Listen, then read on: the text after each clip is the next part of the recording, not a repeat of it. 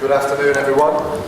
Welcome to our, in fact, first of our student seminar series seminars for this semester. I'm very happy to introduce AMER student Murat Becerir, who in a few minutes will be discussing the topic Reclaiming Morality Against the Market Onslaught. This series of talks is intended to give a kind of independent or neutral context forum for Bilkent students to present their ideas or their research that they may have been doing to a general audience, so it's not something specific, for example, to a particular faculty or department.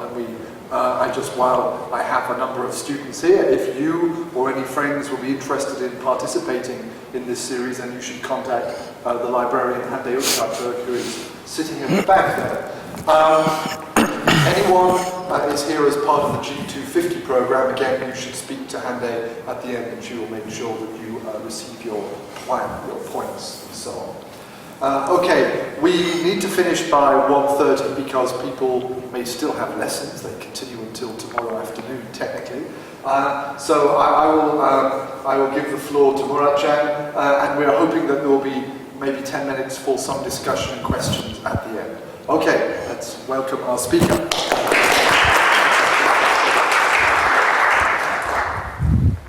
So hello and welcome to my presentation, and thank you for being here today with me.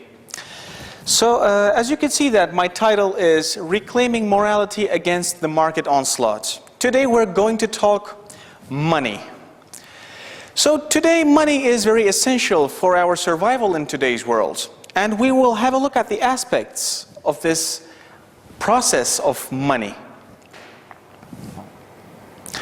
So, markets. We could say that markets are very important and sufficient tools of organizing productive activity. They're really important forms of organizing social and economic activity.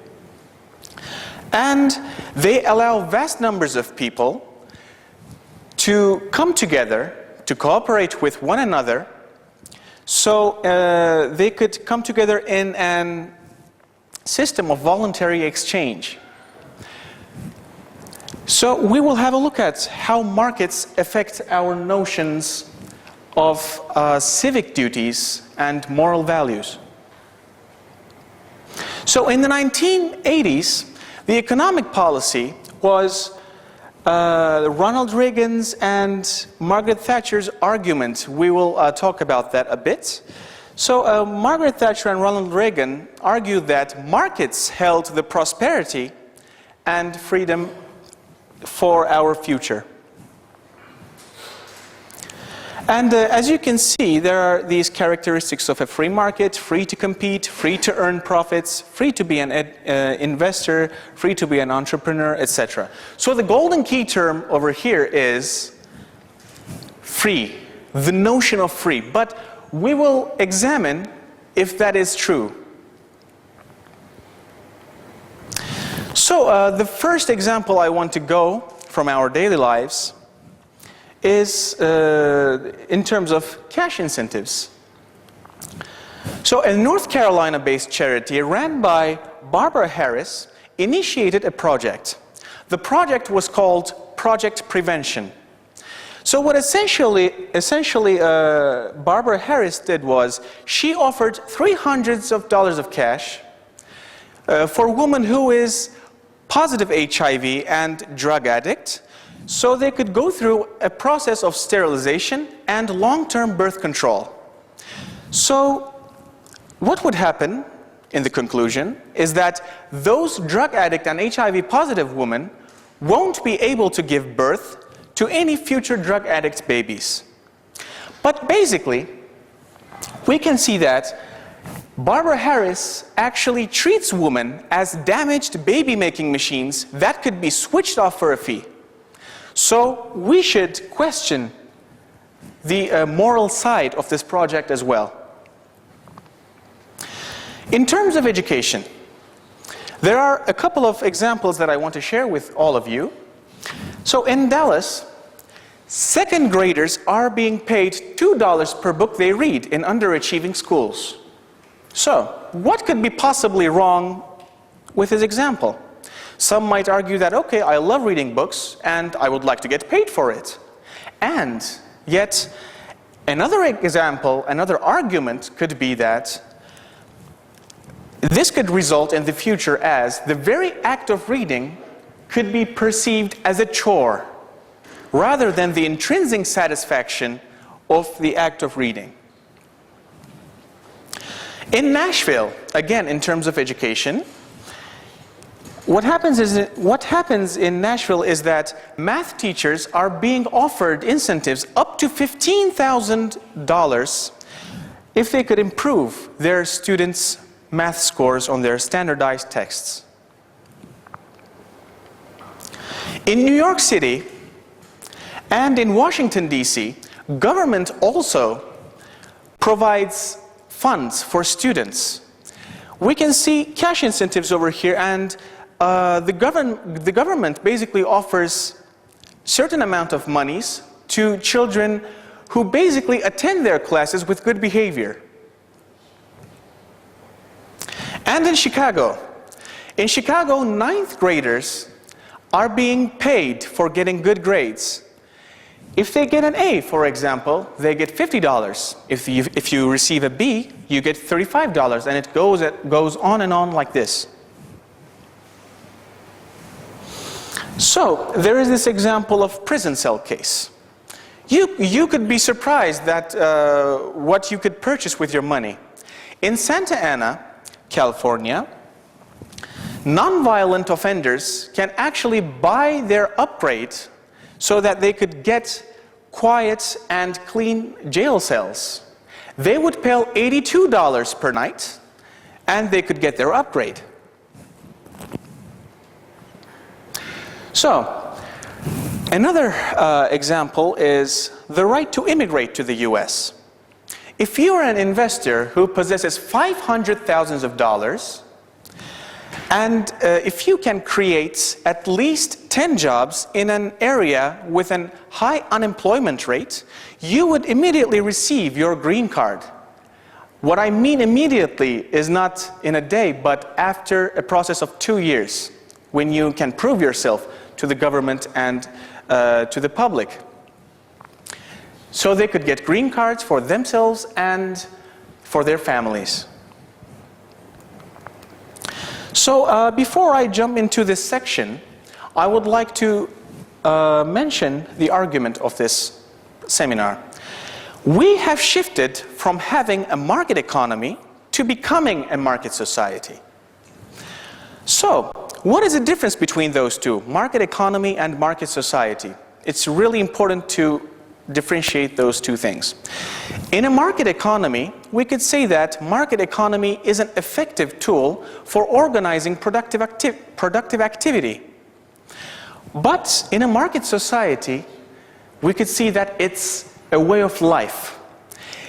Market values seep into every domain of human endeavor. And the question that we should ask to ourselves is that, do we really want to live in a world where almost everything is up for sale? So I would like to jump to how markets crowd out norms. So the first example is the donation example. In Israel, high school students goes door to door to collect donations for worthy causes like cancer research or aid for disabled children. And what happened was a company hired two groups of students, and one group of these students were given only the motivational speech, and then they were sent on their ways to collect their donations. And the second group of the students, actually they were given the motivational speech, and they were being offered the cash incentive. In this case, it is a commission. So it turned out in the final that the first group, who merely received the motivational speech, they actually collected higher percentages of donations. So here we can see that civic duty versus cash incentive. By attaching the means of monetizing an act or a process could change its internal meaning.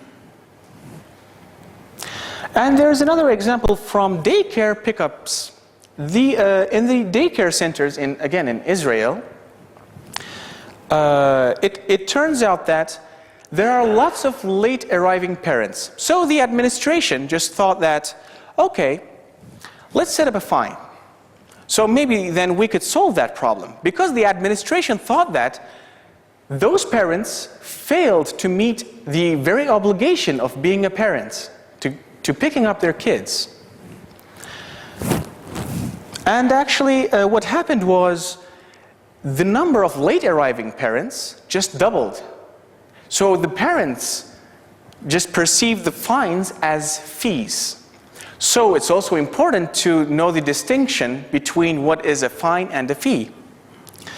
Fines register moral disapproval, whereas fees are simply prices that imply no moral judgment. So here, parents are actually not aware of what they're doing, that if there is something morally wrong of their acts. And another example I want to give is bought wedding speeches. So supposedly, traditionally, wedding speeches should be warm, funny, and heartfelt expressions of good wishes, generally delivered by the best man. And that best man would generally be the groom's best friend. And also, it's not easy to come up with an elegant speech. It's not easy to compose one. So, there's an interesting fact over here in terms of market solution. There is a website called theperfecttoast.com which offers ghost-written wedding speeches.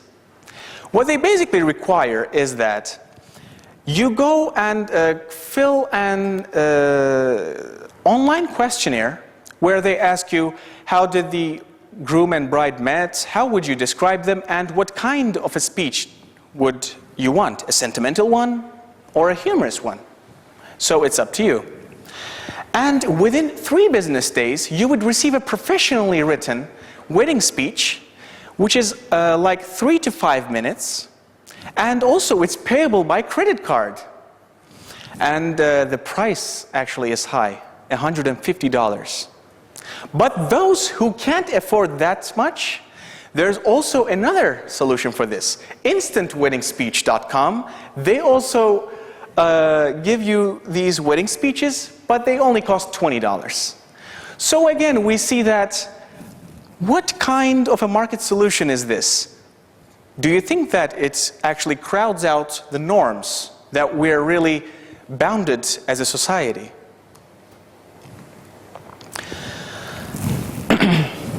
And there is the situation of hiring foreign mercenaries.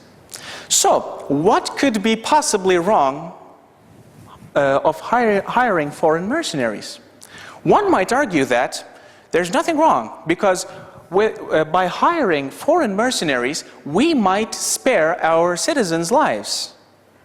But another argument may come and say that, okay, it might spare the lives of our citizens, but it may also corrupt the very notion of citizenship.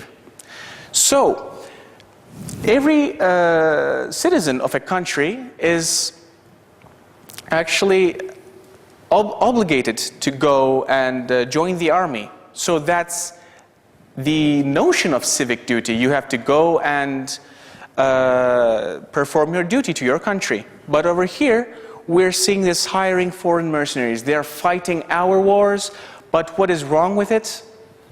This is what's wrong. Maybe it could corrupt the meaning of citizenship.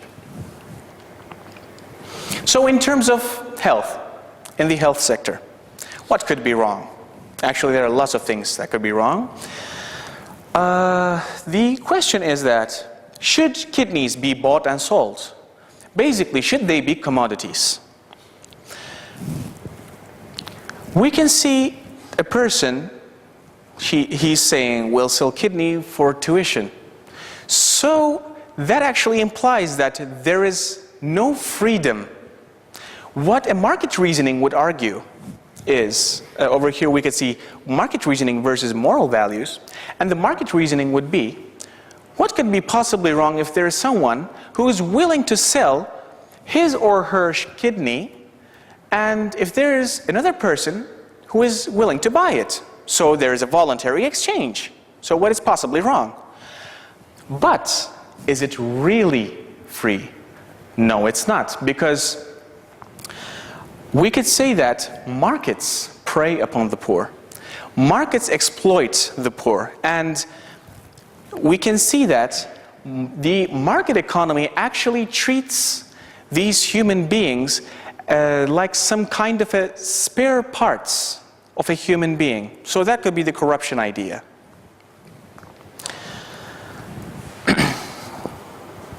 And blood banks. So there is a British sociologist called Richard Titmuss who made a comparison between the US and the UK. He's in favor of the UK system, and he criticizes the United States. In what ways? In the UK, he argues that the blood for transfusion is given by unpaid donors, so they're completely voluntary acts. But in the US, okay, some blood were donated, but the other were basically purchased by commercial blood banks, and they would again commoditize the very notion of bloods.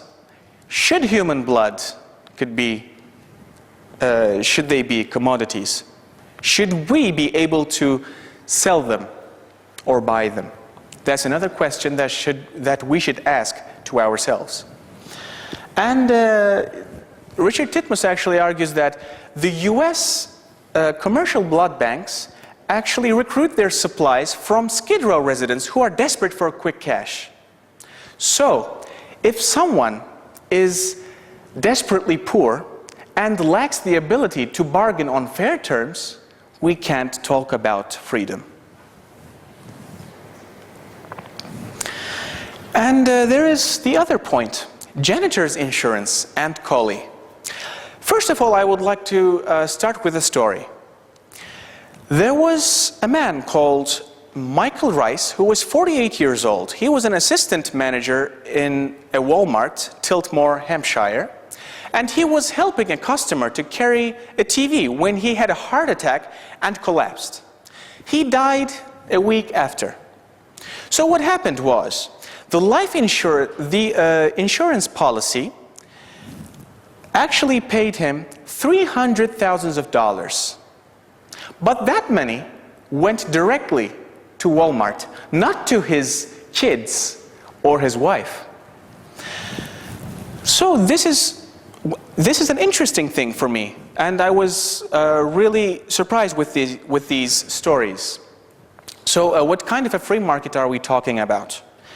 So should they affect the very meaning of life insurance? As we can see that the meaning of life insurance also shifted from being a safety net to becoming a corporate finance. And here we can see the giant corporations who deal with COLI, and actually the abbreviation for COLI is corporate-owned life insurance. And lots of big companies like Walt Disney Pictures, Winn-Dixie, Walmart, they all do the same thing. They actually buy life insurances on their workers. And the interesting fact is they buy life insurances on any kinds of ranks of their employees, from CEOs to mailroom clerks. So there is no discrimination, they just buy it. And by 2008, US banks alone held $122 billion in life insurances on their employees. So the question that we should ask to ourselves is that, should companies be able to collect death benefits on their employees? And another interesting fact is that actually companies keep track of the mortality of their employees through the Social Security Administration. So, in case that any of their employees dies years after they leave the company, or maybe they just left the company and they died 2 days after that day, again, that money would directly go to the corporations. So this is my works cited, and to conclude, I would like to say again that we should think and we should recalculate the role of markets and the role of money in our society. Do we want to live in a world where everything is almost up for sale? Should we hire foreign mercenaries to fight our wars? Should we monetize the means of making a donation? There are all sorts of questions like this. So thank you for being here with me. Thank you for listening.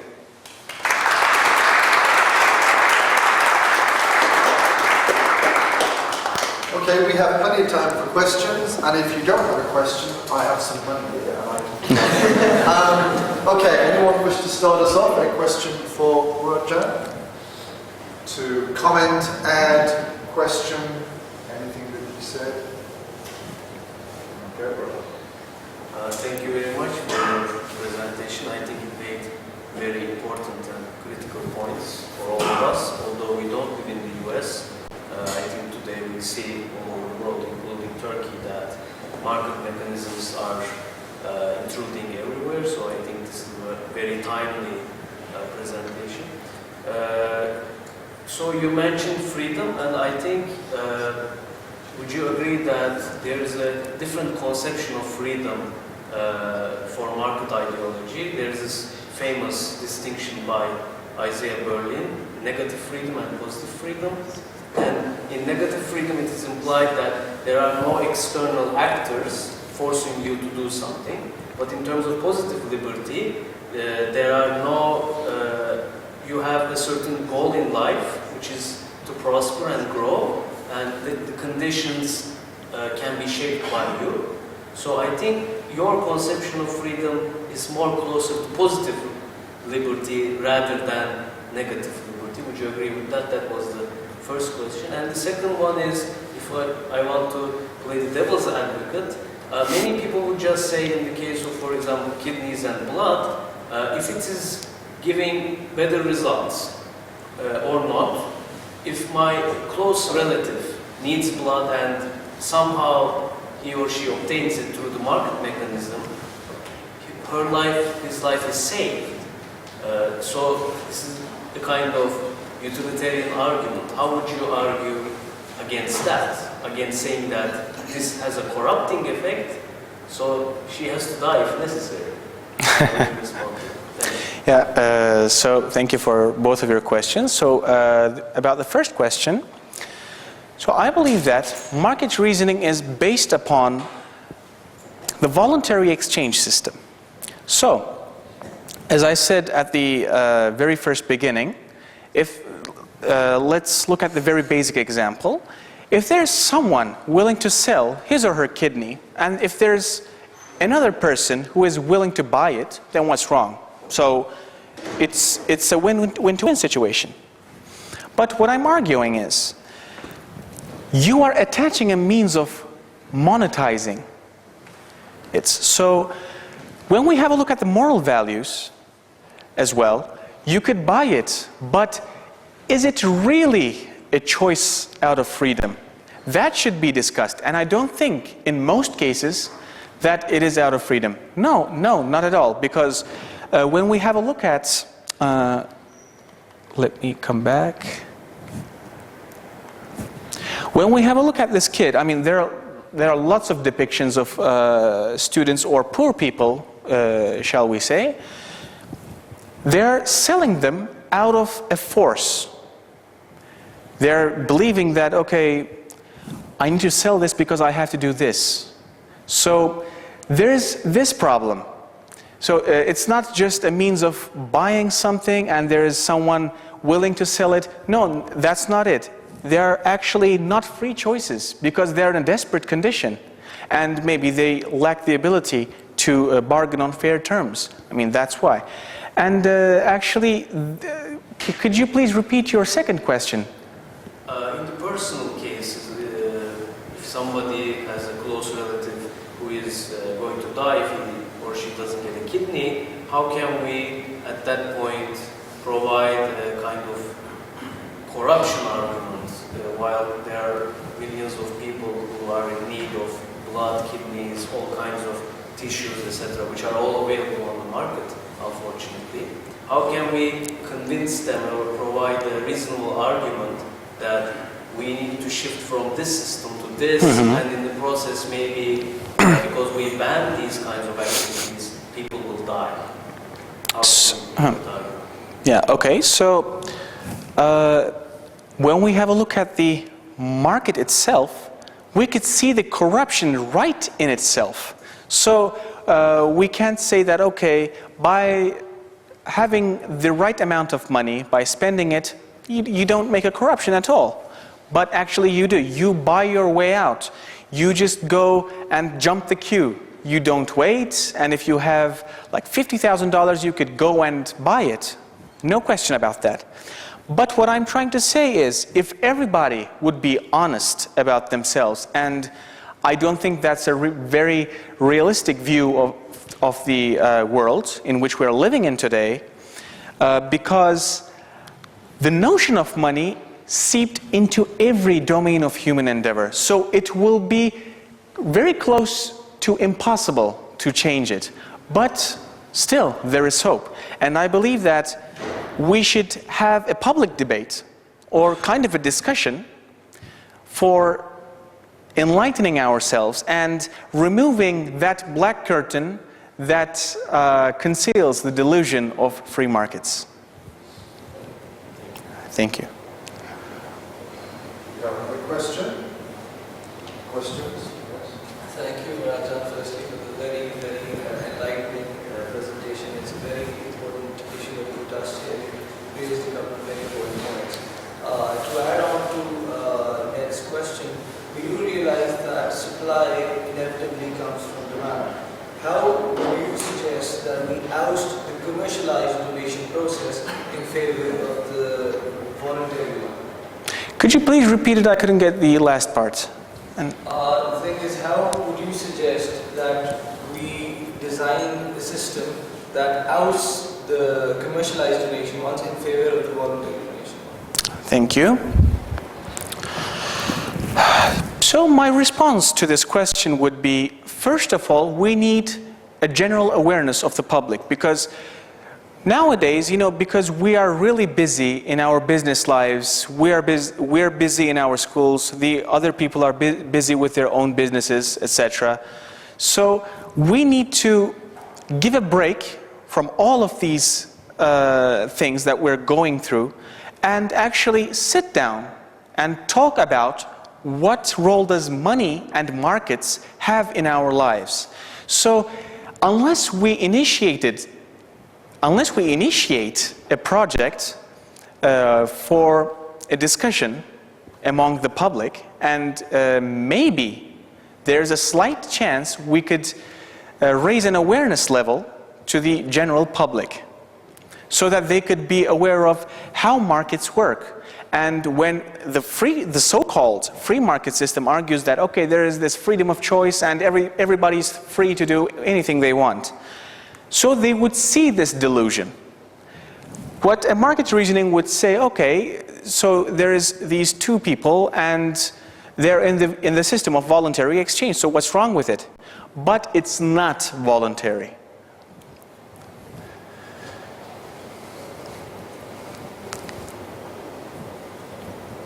To go to your point on education, do you think well, I don't really think it's such a bad idea to have cash incentives to promote good study, because isn't that like a scholarship or a For which case are you talking about? There are 3 different cases, or are you making a general comment? Like Chicago, Washington, D.C., New York, Nashville? Talking about, I think, $50 incentives. Yeah. Certain grades. Yeah. So yeah, Chicago case. That sounds like a bursary system to me. I don't think that's a big problem. Yeah, so it could be, as you said, it could be perceived as a scholarship, but what the study shows when these schools or the governments give you these cash incentives, it doesn't improve your test scores significantly. Okay, you get $50 for an A, $35 for a B, but when you just draw them back, it's dramatically changes. You can see that, okay, students really improved themselves. Maybe there's a slight chance, but a very low percentage of success, I would say. So again, like someone like you talked about this case in Dallas, the students actually said that, why wouldn't I get paid for what I love doing? I love reading books, so they could basically pay me. But what the moral argument is that the long-term consequences. So when we have a look at that, there is no certain definition. I mean, there's no certain answer for this question. It could also result as, okay, reading as a chore, as something boring, I have to do this, I have to get up, I have to wash my face, like that kind of activity, a very regular daily activity, whereas I'm talking about the very intrinsic satisfaction of the act of reading itself.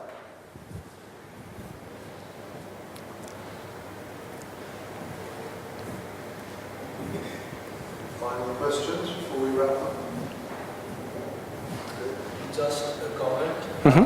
The points you raised about life insurance, I think that's very, very important, and it should be raised on platforms worldwide to discuss the situation of putting a price tag on human life, because human life is, when human emotion is something that is so strong and so powerful that the rationality of loss and gain can never aspire to bring itself equal to the value of that thing. How can human life have any price tag? How can we monetize the very essence of humanity? That is very ridiculous, and that should be condemned, and we should find solutions for that on an international scale. Yes, thank you for your comment, and I absolutely agree with you. So I believe that market values are crowding out non-market norms. So we should be aware of this fact. And you know, when we talk about life insurances, they are a means of a security net. It's security for your family. But when corporations get into this point, what happens is it turns out to be a corporate finance. So the workers are worth more dead than alive, basically. So that's actually my argument. This should not be this way. It's wrong, it's morally wrong. So why should companies should be able to collect death benefits on their employees? Okay, is that a question? Yes. Yeah, okay, great. On what grounds do you suppose companies received the right to get money from the insurance when employees died? Like, how was this argued in the first place? Do you know? Actually, I remember that the US government initiates a project for this, and as I said, let me get into that one. By 2008, it's at the peak point to the present, from 2008 and 2015. It started at 1990s, basically, but it wasn't widespread then. And then when the companies actually realized that they could make gigantic profits from this, they just invested themselves on it. So they basically bought life insurances starting from their CEOs to the mailroom clerks. So from every rank of their employees.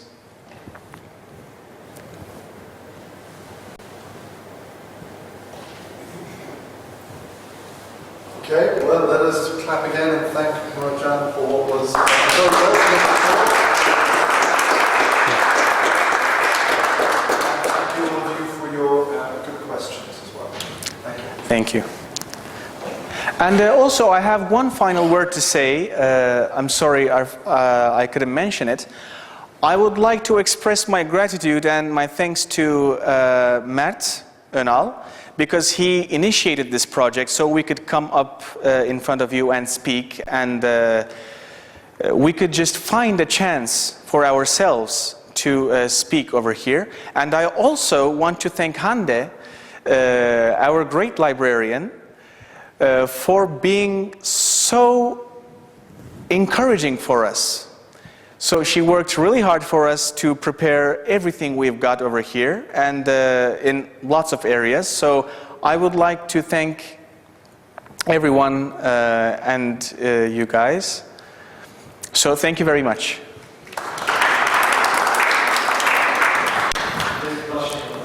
Yeah.